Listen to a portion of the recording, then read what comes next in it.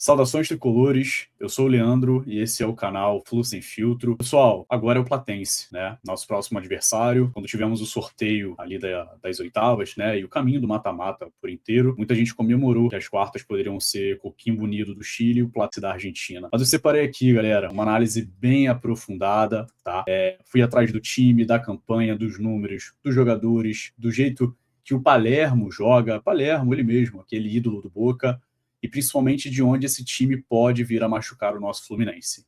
Então hoje eu vou te mostrar o raio-x completo aqui do Platense. Deu um trabalhinho para montar o material, pessoal, então espero que vocês gostem. Por favor, já deixa o like, comentem aqui sobre a análise, se vocês gostaram, sobre o conteúdo. Cada feedback é muito importante aqui para o nosso canal evoluir. Então, sem mais delongas, galera, vamos colocar aqui o materialzinho no palco para a gente começar a analisar esse Platense. E somos favoritos? Eu acho que sim. Vamos lá, pessoal. Então, quem é o Platense? Um clube de identidade, história e muita tradição dentro ali da Argentina. Não é um clube de grande expressão na América do Sul, isso é fato. Tanto que a história deles internacional começou esse ano, através da sua primeira conquista do torneio Apertura do Campeonato Argentino que são separados em dois torneios, Apertura e Clausura. Eles conquistaram em 2025 e com isso garantiram a vaga agora para a Libertadores 2026.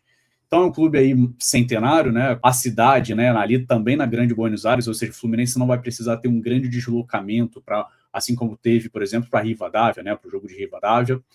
O apelido desse grande clube, né, desse time argentino, é o El Calamar, as cores marrom e branco, e o estádio é o Cidade de Vicente Lopes, né, cerca ali de 23 mil, praticamente um alçapãozinho, né. Então, pessoal, história rapidamente, né, um clube tradicional, entre os 8 ouvintes que mais jogam a elite, passou muitos anos alternando principalmente ali no primeiro escalão, né, na Série A e na segunda divisão. Primeiro título da elite, como a gente já falou, mencionou anteriormente, é o Apertura de 2025, e a Libertadores como seu primeiro torneio, a primeira participação em sua história. Como o Platense chegou nas quartas, pessoal? Qual foi o caminho deles até aqui? Ganharam, né, o Campeonato Apertura 2025, o mata-mata do título do próprio Apertura, eles eliminaram o Racing, o River, o San Lorenzo e o Huracan, tá, ali na grande final, com gol do título de Guido Maineiro, que é um atacante que hoje permanece no clube platense. Tá? E na Libertadores, pessoal, fase de grupos com 10 pontos, terminaram ali na segunda colocação, um dos melhores segundos colocados, por isso que hoje vão decidir em casa, inclusive. 3 vitórias, 1 empate, 2 derrotas, tá? 8 gols pró e 7 gols contras. É um time que faz gol, mas também sofre gol. Isso é importante para o Fluminense. E 6 dos 10 pontos vieram fora de casa. O jogo que a gente mais lembra até agora, né? Aquele 2-0 no Itaquera contra o Corinthians ali na fase de grupos. Para quem não lembra, o Platense foi do grupo do Corinthians, tá? E a classificação agora contra o Coquimbo Unido nos pênaltis, um jogo bem ruizinho, pessoal, bem mequetrefe, ninguém conseguia ficar com a bola. Pessoal, o Platense ele cresceu em jogos grandes até aqui, tá? E ele tá se mostrando muito competitivo, principalmente fora de casa, tá? Vide aí o jogo do Corinthians, principalmente. O momento atual desse clube, pessoal, desse elenco, tá? Tomou uma derrota, né, dos últimos 5 jogos para o Tajeres, tá? Pelo Clausura. Teve a vitória contra o Independiente, também pelo Clausura. E os jogos da Libertadores, os 2 empates. E um jogo importante também que eles tiveram, tá? Que foi um empate contra o Boca Juniors, também pelo Clausura, antes desse último jogo contra o Coquimbo. Importante salientar, esse jogo contra o Boca Juniors, o Platense, o Palermo, mexeu bastante no time para conseguir poupar para o jogo de volta. Então a leitura de momento é uma vitória nos últimos 5 jogos, mas não se deixe levar só pelos números, tá? Time bem perigoso. A Clausura ele está muito irregular, são 5 pontos em 5 jogos antes da rodada seguinte, né? Ou seja, é um time que está oscilando muito no campeonato. Se eu não me engano, dos 30 participantes hoje, o Platense ele ocupa a posição de 27º, para vocês verem como esse time está mal no campeonato argentino. Então, qual é o paradoxo desse Platense, né? Ele não está encantando no campeonato argentino, mas ele está crescendo o jogo que vira sobrevivência, assim como ele mostrou na primeira fase da Libertadores e agora no mata-mata contra o Coquimbo. Time muito chato para você agredir, muito chato para você encontrar espaço por uma questão de compactação, que a gente vai mostrar aqui a partir dos próximos slides. Martim Palermo, pessoal, vamos falar um pouquinho agora do treinador? É ele mesmo, tá? Aquele cara que jogou contra a gente em 2008, graças a Deus foi freguês naquela situação, naquele momento, naquela semifinal perigosa contra o Boca Juniors, fez principalmente um gol contra o Fluminense, tá? Naquele jogo que foi 3-1 pra gente. Mas qual é o perfil hoje do Martim Palermo como treinador, tá? Tem uma forte liderança dentro do elenco. É um jogador que agora é técnico, então sabe como mexer com os jogadores, sabe como entrar com os jogadores e tem uma linha muito competitiva. Além de ter aquele perfil de vitória, né? Um perfil vitorioso por muito da sua carreira como jogador. Ele prefere um time compacto em linhas curtas, alterna normalmente entre 4-2-3-1 quando tá com a bola e um 4-4-2 quando joga sem a bola. E ele valoriza muito, muito transição rápida e o jogo direto. Isso é muito comum para times que jogam atrás, tá? Times que dão a bola para o seu adversário, assumem o papel de um time pequeno ou um time frágil e gosta de fazer os ataques no contra-ataque. Então, a bola aérea é a segunda, e segunda bola, na verdade, né? Aquele escanteio e uma segunda bola na sobra são armas frequentes que o time usa também. E o que o time mostra em campo eles sabem sofrer muito bem sem a posse de bola, nem sempre tem uma posse tão alta, assim como eles mostraram contra o jogo do próprio Corinthians, que tiveram uma posse de bola menor do que 30%, e mesmo assim finalizaram 5 vezes a alvo do Corinthians, tanto que fizeram ali 2-0 no jogo dentro do Itaquera, tá? Vem crescendo no mata-mata, assim como mostraram um crescimento ano passado na Copa, né, ali no Campeonato Argentino, e a criação ofensiva, por faltar qualidade, ela oscila demais. A gente vai ver quem são os jogadores principais hoje desse time do Platense, e vocês vão entender por que o time oscila muito ali na parte de criação. Pessoal, qual a estrutura base desse Platense, tá? E aqui a gente já começa a olhar um pouquinho o campinho por onde jogam minimamente ali os seus jogadores de frente. Eu acho que é o âmbito mais perigoso aqui para o Fluminense. Como a gente falou, alternam muito entre o 4-2-3-1, normalmente quando eles têm a posse de bola, recuperam essa bola ou saem jogando de trás, jogam no 4-2-3-1, ali com Vitor Cuesta, que é o nome mais famoso aqui pra gente, ex-Inter, ex-Botafogo e ex-Bahia. Outro zagueiro, Vasquez, o lateral direito, Saborido, e o lateral esquerdo, Thomas Silva, tá? Com o goleiro Cozani. Na volância, Ivan Gomes é um jogador que tem um pouco mais de refino do que o Martim Barrios, tá? Mas o Martim Barrios ele é muito importante na segunda bola do Platense, ou seja, bola segunda bola normalmente sobra muito para o Martim Barrios, isso dá para ver que é treinado ele como um jogador de sobra. O camisa 10 é o Franco Zappiolo, um jogador de 25 anos, que é o cérebro criativo dessa equipe. Normalmente é ele que faz a ligação, né? Faz um passe mais vertical entre as linhas de meio campo e as linhas defensivas do time adversário. Então, é um jogador que a gente precisa anular nos dois jogos, principalmente na partida de volta. O Maneiro, como a gente falou, né, o artilheiro, o gol do título do Apertura 2025 foi dele. É um jogador que ataca muito a profundidade, tem uma aceleração muito rápida. O Retamar é um jogador que ele infiltra normalmente junto com o Nico Lopes, tá? Então é um jogador para a gente, de fato, ficar observando até quando o time começa a jogar no 4-4-2, principalmente. O Retamar, ele joga muito ao lado do centroavante, seja o Nico Lopes ou seja o outro centroavante que eu acabei esquecendo o nome. E os laterais, eles só sobem com muito, muito critério. O que significa isso? Se tiver uma abertura muito forte ou se estiver dependendo do resultado, o lateral sobe. Mas normalmente eles mantêm a linha defensiva totalmente intacta, sempre com o volante ali segurando e protegendo essa fase, né, mais sensível da linha defensiva. Pessoal, então aqui, normalmente, a gente não precisa ficar tão ligado aos nomes, tá? Importante a gente só ficar ligado a como eles jogam. Até porque a gente não vale também lembrar ali no calor do momento os nomes, não são jogadores que a gente conheça, mas é importante a gente ficar sempre ligado ali no esquema tático e na variação tática do Martim Palermo. Com a bola, pessoal, como o Platense ele está progredindo, tá? Primeiro passe, normalmente zagueiros e volantes eles procuram muito passe simples, seja para o lado, seja procurando o volante. O Zapiola fica flutuando ali de novo, normalmente atrás dos volantes. Se a gente for colocar o Fluminense aqui na linha, ficaria entre o Hércules, o Martinelli e entre os zagueiros. Então, o Zapiola gosta muito de jogar nessa faixa para procurar, seja o Maneiro atacando a aceleração, o Retamar aproximando o 9, ou o próprio 9 de referência para receber essa bola e finalizar a gol, tá? Então, a aceleração pelos lados com os dois pontas é muito, muito, muito evidente. E de fato, praticamente hoje é a principal arma do Platense, tá, pessoal? Então, resumindo, é um time que não tem paciência mais com a bola. Ele recuperou, acelera, ataca, porque eles não têm aquela qualidade, aquele refino técnico para trabalhar posse de bola, tabelar, trabalhar em triangulação, transição. É um time que não sabe ter a bola. Isso já está bem claro. E a parte sem bola, tá, pessoal? Onde o Platense se sente confortável. Aqui eu acho que é o momento mais perigoso para o Fluminense, eu acho que no jogo de volta. Não vou ser hipócrita falar que o Fluminense tem que dar a bola no Maracanã. Muito pelo contrário. Aqui eu vejo que o Fluminense ele tem que jogar no Maracanã para, de fato, mostrar quem é o gigante, primeiro dessa partida, finalizar a partida no Maracanã com oportunidades, gerar chances de gol, principalmente, e trabalhar muito em cima desses espaços. Mas como esse time funciona, pessoal, sem a posse de bola, tá?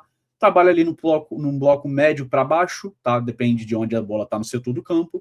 A segunda bola, onde eles gostam muito de recuperar, é ali na meiuca, aquele passe errado quando o Freitas sai jogando, tenta fazer uma ligação, seja para o Acosta ou para o Ganso, ou ele tenta ligar os pontas. Se a gente perder a bola ali, pessoal, normalmente o Platense ele chega com muito perigo na transição vertical, tá? Eles são muito rápidos para isso e essa é a arma deles, juntamente com a bola parada. Então, o ponto fraco aqui é, se a gente deixar a bola com eles, eles não vão saber muito bem o que fazer com a bola. Mas para o jogo do Maracanã, acho inviável e acho muito pouco provável que o Marcão e o Fluminense deem a bola para o Platense por estar jogando com uma atmosfera e com a torcida empurrando. Seguindo aqui, por onde o Platense está machucando, pessoal, como a gente falou um pouco. O Franco Zappiolo, camisa 10, tá? Normalmente é um jogador muito rápido, um jogador com trato mais refinado com a bola. É, de fato, o líder técnico desse time, tá? Com 25 anos. Já teve 33 chances criadas, tá? Nessa temporada, com 4 grandes chances a gol.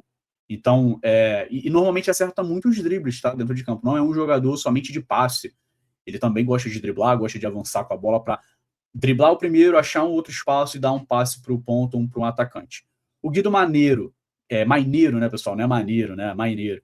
É um jogador que já teve 16 chances criadas também, é uma ameaça constante em profundidade, como a gente tem salientado, e fez ali o gol do título argentino.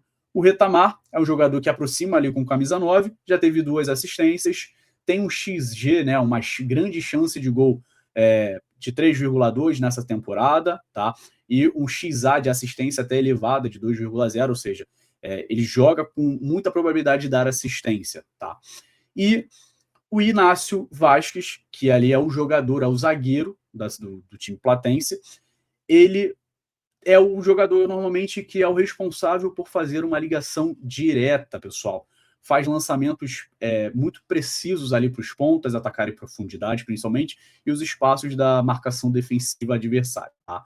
A nota média dele, para a gente ter noção, é de 7,27 na temporada, com 4,4 lançamentos certos, tá? De 90 até o momento.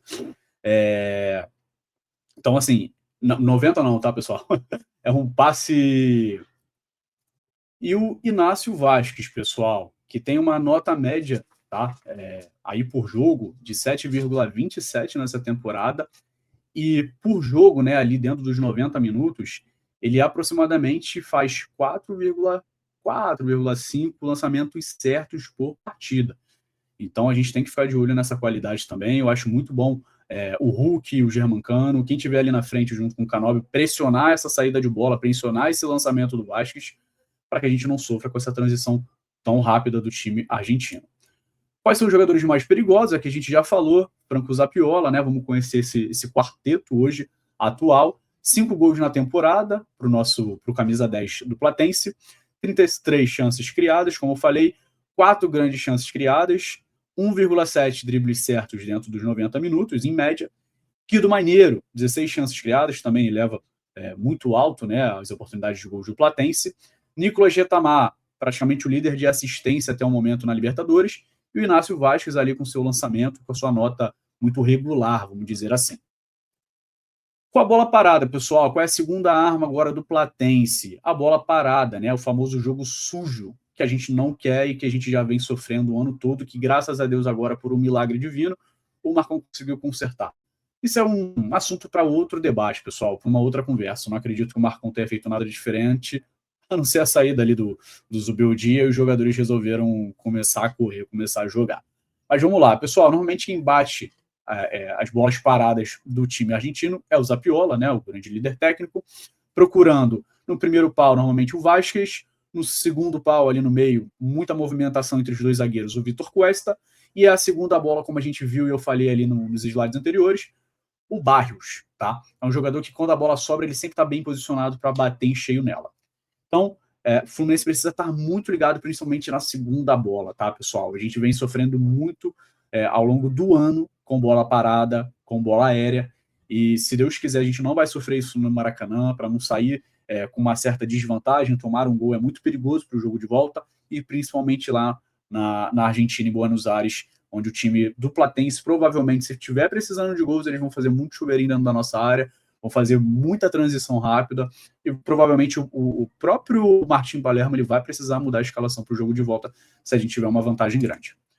Com a Pablo Cossani, pessoal, aqui é o herói das oitavas, né? O goleiro ali que fez as suas defesas, bateu o próprio pênalti, né? Ali no jogo de ontem, perdão, contra o Coquinho Bonito.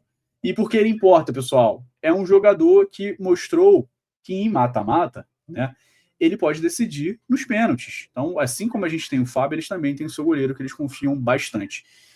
Mas até o momento, pessoal, o que eu tiro de lição aqui para o Fluminense, a gente analisando juntos aqui até o momento? Eu acho que a gente acabou de sobreviver a uma disputa com o Fábio, tá? Então, do outro lado também tem um goleiro que acabou de virar herói, e quanto menos confronto a gente depender de pênalti de loteria, é melhor pra gente, tá? Se a gente tem um goleiro que cresceu no último jogo, eles também tiveram um goleiro que cresceu e pegou confiança. Então, acho que é crucial o Fluminense matar esse primeiro jogo dentro do Maracanã, no jogo de ida. Então, e se o plano não funcionar, pessoal, aqui do Platense, tá? Ou seja, para eles não tá dando certo, eles estão perdendo o que a gente normalmente, possivelmente, vai ver dentro do Maracanã, vai ver no próximo segundo jogo, né? O Nico Lopes, né, o ataque, um jogador de atacante, um canhoto, segundo atacante, que também a gente conhece pelo Internacional, é experiente, tem chute, tem uma mobilidade maior do que o outro camisa 9, tem uma aproximação muito grande ali com o camisa 10 hoje do Platense para fazer tabelas e chegar em transição rápida para finalizar. Então a gente tem que ficar com cuidado, que normalmente o próprio Palermo coloca muito o Nico Lopes dentro do segundo tempo para começar a gerar mais volume de gols. Juan Galto é um outro ponta também, que no 1-1, ou seja, ele joga tanto pela ponta direita quanto pela esquerda, ele pode ter um confronto com os nossos laterais, com o Guga, seja o Arana ou seja o René, e ele tem uma aceleração muito forte. Então a gente também tem que ficar de olho, e o Fluminense precisa olhar para esses segundos jogadores. Bautista Merlini é um meia associativo, um ponta praticamente, mas associado a passes, tá? Luciano Gimenez, aí é o centroavante que eu falei, que eu tinha esquecido o nome, o camisa 9, titular desse time, mas ele tem mais presença de área, ele lembra de fato muito o nosso Castilho, tá, pessoal? Ele tem aquele posicionamento, um jogador muito brigão, tá? Para finalizar, para cabecear, mas ele tem um faro legal de gol, principalmente nas bolas aéreas também, mas principalmente no duelo físico. Ele protege muito bem, ele sabe muito bem utilizar o corpo dele. E finalizando, pessoal, falar um pouquinho aqui do velho conhecido, né, o Vitor Cuesta, experiente, zagueiro de bola aérea principalmente, a gente lembra muito, ele jogou, se eu não me engano, pessoal, ele estava na conquista do Botafogo, tá, da Libertadores, mas é um jogador muito conhecido por ser alto, por ser bom e forte no jogo aéreo, então a gente precisa também ficar muito atento a esse jogador. E ali, por fim, né, o Franco Zappiolo, camisa 10, o meia-ponta, que alguns jogos ele começa fora, começa no banco de reservas, para entrar com mais gás e pegar normalmente a defesa adversária um pouco mais cansada para ele conseguir flutuar entre os volantes e entre a defesa. Então, a gente precisa tomar muito cuidado, principalmente com esse jogador. Casa, fora e o jeito de jogar, ou seja, como o Platense atua fora de casa e atua dentro de casa. Então, fora de casa, pessoal, venceu o Corinthians, como a gente falou, venceu o Peñarol, também em Montevidéu, só perdeu um jogo fora na Libertadores, tá? Agora eu não lembro qual era o outro adversário, e dos 6 dos 10 pontos de fase de grupos vieram como visitante, para a gente ver como esse time é perigoso, é chato jogando fora de casa. E no Apertura, eliminaram grandes clubes, né, como Racing, River, São Lourenço, fora de casa, enfim, conquistarem ali a tão sonhada título argentino. E jogando dentro de casa, o que a gente vai esperar? O estádio pequeno, acanhado, o ambiente de pressão, tá? Aquele salseiro mesmo, aquela torcida inflada argentina. O jogo costuma normalmente ser bem travado, por quê? por mais que eles deixem a bola, né, para o time adversário, mas eles também não vão deixar o time adversário jogar. Eles não vão ficar o tempo todo ali em bloco médio e bloco baixo. Eles vão adiantar suas linhas e vão marcar um pouco mais com pressão e individualizado. Então a gente também tem que tomar muito cuidado com essa marcação-pressão do Platense, principalmente pelo Fluminense, que gosta muito de sair jogando lá de trás para fazer sua transição com jogadores como Martinelli, Thiago Silva, Inácio, os laterais, com a volta depois ali do próprio Costa, do próprio Ganso, para receber essa bola na intermediária. Perder a bola na intermediária para o Fluminense, pessoal, pode ser fatal. Não é um time de posse dominante, como a gente falou, e aceita sofrer e espera o erro do rival. Então, esse é o ponto muito perigoso aqui do Platense até o momento. E aqui uma retrospectiva legal, pessoal, rápida. O Palermo versus Fluminense, né? A história que volta. 2008 ele jogou contra a gente, ele era atacante daquele Boca Juniors, né? Boca Juniors lendário com o Riquelme. Ele marcou o gol no Maracanã, mas ele ganhou os 3-1, como eu tinha falado, com os gols do Washington, Conca, Dodô, e a gente foi até a final naquele momento. A nossa final tão machucada, que graças a Deus a gente superou em 2023. Em 2026, esse ídolo ele chegou agora no Platense, tá? Ele chega agora, se eu não me engano, no finalzinho de julho, tá? O Platense tinha um outro treinador, então a gente tem que aproveitar que eles ainda também estão mudando, estão fazendo uma transição dentro desse elenco. O Martim Palermo está conhecendo as peças. Então a gente não pode deixar eles estruturarem, chegarem no momento estruturados ali dentro de casa. Eu acho que é o momento da gente aproveitar essa oscilação interna do Platense para a gente atacar e finalizar o jogo dentro de casa no Maracanã. E como a gente pode vencer esse confronto, pessoal? Obrigar o Platense a propor jogo, e aqui eu não me refiro ao Maracanã, mas fora de casa. A gente precisa controlar o camisa 10, tá? Seja o Zapiola, ou seja quem entra ali como um camisa 10. A gente não pode dar giro limpo para ele, principalmente para ele dar aquelas achadas que ele normalmente acha. A gente não pode perder as segundas bolas em jogo aéreo, pessoal. Isso aqui eu estou salientando o tempo todo. E atacar principalmente as costas dos lados. E matar a ida no Maracanã. Acho que aqui é o principal, é o recado dado até o momento. A gente precisa matar esse adversário, porque eles são perigosos fora de casa. Então, eu acho que não tem muito segredo aqui. Claro que a gente, como analista de sofá, é muito fácil falar. Mas se a gente matar principalmente as 3 armas, vamos falar 3 armas assim, tá?